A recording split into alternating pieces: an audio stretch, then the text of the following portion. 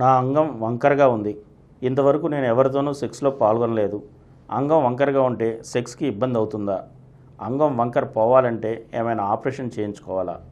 ఈ అంగం వంకర అనేది చాలామందిలో అపోహమండి. వాళ్ళ దృష్టిలో అంగం చాలా స్టడీగా రైట్ యాంగిల్స్ ఉండాలనుకుంటారు. ఉండదు. ఇలాగో ఉంటుంది. మామూలుగా ఉంటుంది. అంతేగాని లేచిన తర్వాత ఇలా ఉండదు. ఎందుకు కొంతమంది పడిపోతుంది కూడా, పక్క పడిపోతుంది, ఎడవైపు కుడివైపు పడిపోతుంది. ఎందుకు దాంట్లో బరువు ఎక్కిపోతుంది, అంగం సంబంధించిన బరువు ఎక్కి పడిపోతుంది. మామూలు టైంలో కూడా 180 మందికి పురుషాంగం లెఫ్ట్ వైపుకి పడి ఉంటుంది, 80% మందికి. ఎందుకంటే ఎడవైపు టెస్టికల్ కిందకు ఉంటుంది, కుడివైపు టెస్టికల్ పైకి ఉంటుంది. ఈ పైకొన బట్టి ఇది ఇలా నెడుతుంటుంది. ఇక్కడ ఖాళీగా ఉంది కదా, అది ఇటు నెడుతుంది. ఖాళీగా బట్టి ఎడవైపు ఖాళీగా ఉంది కనుక కుడివైపు ఇలా నెడుతుంది కనుక ఆయన పక్కకి. అంతమంది వంకరలు అవుతుంది. వంకర కాదు. వంకర అనేది మాత్రం వేరుగా ఉందండి, లేకుండా పోదు. పెరోనిస్ డిసీజ్ అని ఒకటి ఉంది. ఆ పరిస్థితి పురుషాంగంలో కండరాలు గట్టిపడితే అంగం మామూలుగా ఉన్న అక్కడ వంకర ఎలా ముందు మామూలుగా ఉంటుంది.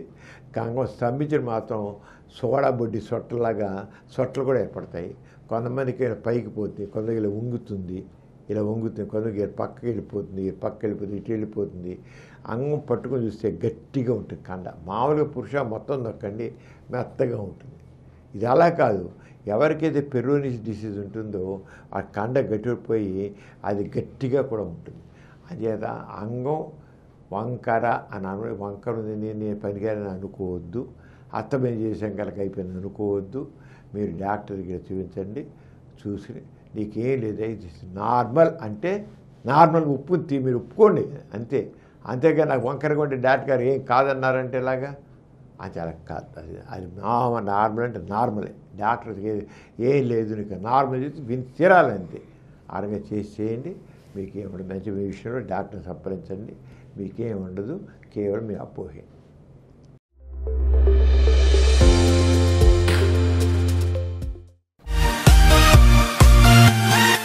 ఈ కార్యక్రమం మీకు ఎంతో నచ్చింది కదా. ఇటువంటి మరిన్ని వీడియోల కోసం అనతి కాలంలోనే 20 కోట్లకు పైగా వ్యూస్ సాధించిన సమరం ఛానల్ సమర్పించు సమరం మీకోసం ఛానల్కు సబ్స్క్రైబ్ చేయండి, లైక్ చేయండి, మీ ఫ్రెండ్స్కి షేర్ చేయండి. అలాగే ప్రక్కనున్న గంట సింబల్ని ప్రెస్ చేయడం మర్చిపోకండి.